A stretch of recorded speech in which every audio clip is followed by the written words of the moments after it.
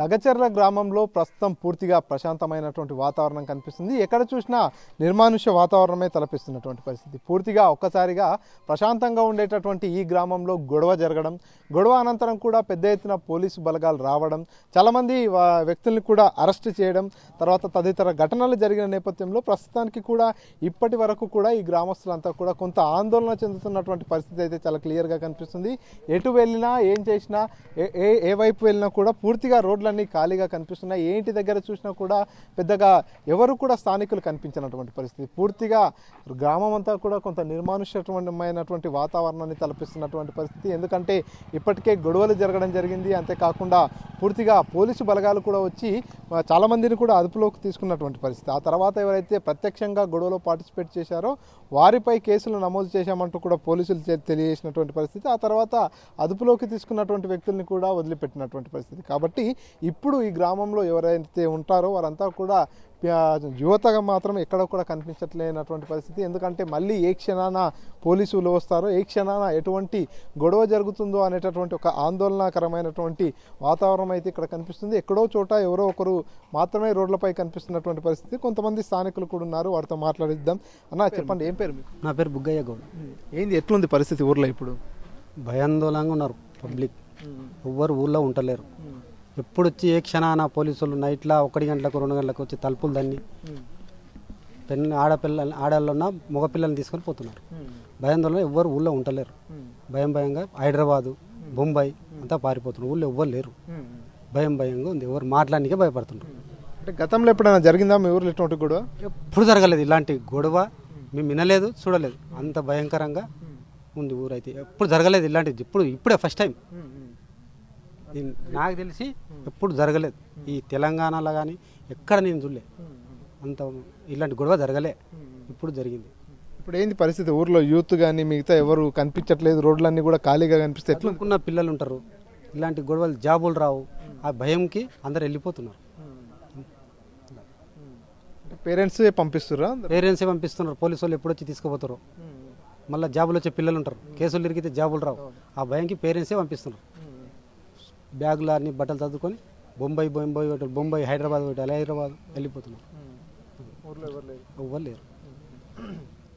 So చూస్తున్నాం, మొత్తానికి చదువుకున్న యువత కావచ్చు, మిగతా వారంతా కూడా ఉంటారు. కాబట్టి కేసులు కనుక జరిగితే ఇబ్బందులు పడేటటువంటి పరిస్థితి అంటూ కూడా తల్లిదండ్రులే పంపిస్తున్నారు. తాత ఏంది ఎట్లుంది ఊర్లో పరిస్థితి? ఉన్నారా అంతా ఊర్లో? లేరు, ఇక్కడ అక్కడ పోయినారు. ఎందుకు వెళ్ళిపోయారు? ఏమన్నా గొడవ షాట్కి. సో మొత్తానికి ఇక్కడ ఉన్న వారందరూ కూడా చెప్తున్నారు, పూర్తిగా గ్రామంలో ఒక్కసారిగా గొడవలు జరగడం, పోలీసులు రావడంతో గ్రామంలో ఒక భయానక పరిస్థితులు ఏర్పడిన నేపథ్యంలో యువతని కావచ్చు, పూర్తిగా ఇక్కడ ఉండేటటువంటి మగవారంతా కూడా గ్రామాన్ని వదిలి బయటకు వెళ్ళిపోతున్నారు. ఎందుకంటే మొన్న గొడవ జరిగింది, ఆ తర్వాత రోజు పోలీసులు పెద్ద ఎత్తున ఊర్లోకి రావడం జరిగింది. గొడవతో సంబంధం ఉన్న వ్యక్తుల్ని, లేని వ్యక్తుల్ని కూడా తీసుకెళ్లిన నేపథ్యంలో గ్రామంలో అందరూ కూడా భయానక పరిస్థితిలో ఉన్నారు. అన్న ఏం పేరు? నా పేరు ముద్దప్ప. ఏంది ఎట్లా ఉంది ఇప్పుడు ఊర్లో పరిస్థితి? ప్రశాంతంగా ఉంది. ఊర్లో ఎవరు ఉంటలేరు అంటే భయపడి ఉన్నారు, అందరు ఉన్నారు. భూములు లేని వాళ్ళే పోయినారు, భూములు ఉన్న వాళ్ళు అందరు ఉన్నారు. అంతే. ఎప్పుడన్నా అయిందా ఇట్లా గొడవ? ఎప్పుడు ఫస్ట్ ఇప్పుడు ఆ తండాలలో అయ్యేది మాత జరిగింది, అది ఎక్కడేం లేదు. మీ ఊరోళ్ళే ఉండరా అంతా? మా ఊరోళ్ళు అసలు లేరు, అంతా తండోళ్ళదే కథ. ఊరోళ్ళు తోడేముండరు 10-15 మందికి, అంతకు తప్ప ఏం లేవు. అంతే. మీ పేరు ఏం పేరు సార్? రాములు. ఎట్లా ఉంది ఊళ్ళో పరిస్థితి? ఊళ్ళో ఏం లేదు, గొడవ ఏం లేదు. అంతా ఇప్పుడైతే ప్రశాంతంగానే ఉంది. ఒకటే రోజు ఒక్క రాత్రిలోనే పోలీసు వాళ్ళు వచ్చిండ్రు. గొడవ అయినందుకు వాళ్ళు ఎవరినో వాళ్ళకి తెలియదు కదా ఈ మనిషి అని తీసుకుపోయినరు. మళ్ళీ చూసి కొంతమందిని వీళ్ళు లేరు కదా అని చెప్పేసి కొంతమందిని ఇడిచిపెట్టిండ్రు. ఎవరైతే మెయిన్ వాళ్ళు ఉన్నారో వాళ్ళని అక్కడనే పెట్టుకున్నారు. అంతే. ఇప్పుడైతే ఏం ప్రశాంతంగా ఉంది, ఏం లొల్లి లేదు, ఏం లేదు.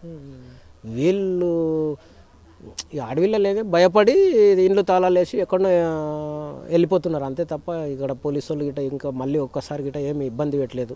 ఒకటే వాళ్ళు కలెక్టర్ మీద అటాక్ చేసినందుకు వచ్చి తోలుకొని పోయి, అంటే మాలాగా పెద్ద మనుషుల్ని కూడా లేపిండ్రు. కూడా లేపినా కూడా తాత నువ్వు పండుకపో, మీ కొడుకులో మీ పిల్లలు ఎవరైనా ఉంటే అంటే లేరు, మా వాళ్ళు ఇక్కడ లేరు, హైదరాబాద్లో అక్కడ ఉన్నారు అన్న వాళ్ళు చెప్పిండ్రు.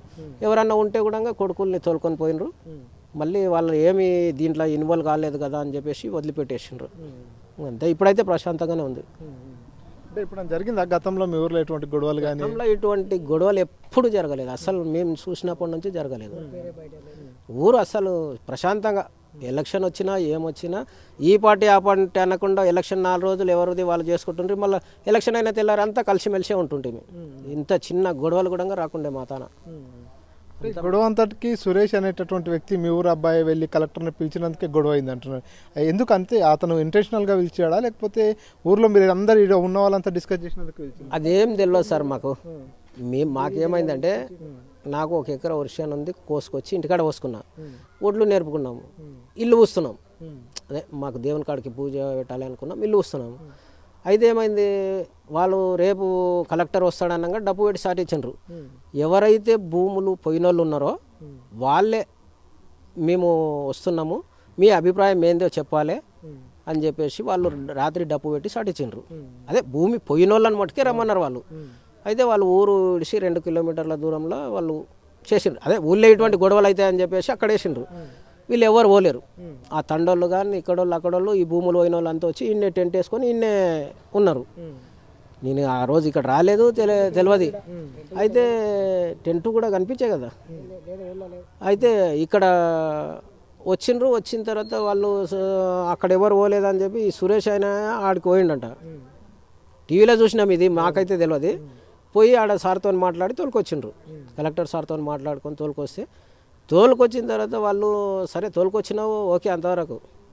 అందరినీ కూర్చునేబెట్టి మా అభిప్రాయం, మేము భూములు ఇవ్వం సార్, మా ప్రాణం మేము బతికేదే దాని మీద, మా ప్రాణం పోయినా మేము ఆ భూములు ఇవ్వము అని చెప్పేసి కలెక్టర్ సార్కు చెప్తే రాసుకుంటుండే వెళ్ళిపోతుండే. కానీ వీళ్ళు ఏం చేసిండ్రు, వాళ్ళు తోలుకొచ్చేటకు వీళ్ళు అటాక్ చేసిండ్రు. ఇక్కడ ఉన్న లంబడోళ్ళు కానీ మన భూములు పోయిన వాళ్ళు కానీ మొత్తం అటాక్ చేసేసిండ్రు. చేసేసి కలెక్టర్ కూడా దొప్పుకొని పోయింది. అది ఇక్కడ లొల్లి అయిన తర్వాత టీవీలో వస్తుంది అంటే చూసినాం మేము, అంతే. అట్లా అయింది సార్. ఇప్పుడైతే ప్రశాంతంగా ఉంది. వాళ్ళకు ఎవరైతే నీవు నేనని తెలియక వాళ్ళు పోలీసు వాళ్ళు వచ్చిండ్రు, వచ్చి ప్రతి డోర్ కొట్టి చిన్న వాళ్ళని లేపకపోయినరు. మళ్ళీ వాళ్ళ కెమెరాల్లో ఎవరు పడ్డారు ఏం లేదు అది చూసుకొని లేని వాళ్ళని మొత్తం మళ్ళీ ఇడిచిపెట్టేసిండ్రు. ఇప్పుడైతే మంచిగా ఉంది, ప్రశాంతంగా. సో ఇది పూర్తిగా ఒక్కరోజు పెద్ద గొడవ జరగడం, అదే రోజు పెద్ద ఎత్తున పోలీసు ఫోర్స్ అంతా గ్రామాల్లో దిగడం, ప్రతి ఇంటి తలుపుని కూడా తట్టి ఇంట్లో ఉన్నటువంటి యువకుల్ని కావచ్చు అందరినీ కూడా తీసుకెళ్లిన నేపథ్యంలో అంతా ఇప్పటి వరకు కూడా ఆ భయంలోనే ఉన్నట్టుగా తెలుస్తుంది. అందులో భాగంగానే చదువుకున్న యువత కావచ్చు మిగతా వారందరినీ కూడా గ్రామాల్లో ఉంచకుండా వేరే ప్రాంతానికి పంపించినట్టుగా కూడా స్థానికులు చెప్తున్నారు. ఆ కారణంగానే గ్రామాల్లో ఉండేటటువంటి మహిళలు కూడా కొంత ఆందోళన చెందుతూ పూర్తిగా ఎక్కడ చూసినా ఇళ్లకు తాళాలు వేసుకొని పొలం పనులకో లేకపోతే ఇంకో దగ్గరకో వెళ్ళినటువంటి పరిస్థితి అయితే ఉంది. కెమెరా పర్సన్ నరసింహరెడ్డితో మణికంఠ, RTV, లగచర్ల నుంచి. అసలైన తొలి వెలుగు. ఫాలో వాట్సాప్ @తొలి వెలుగు official.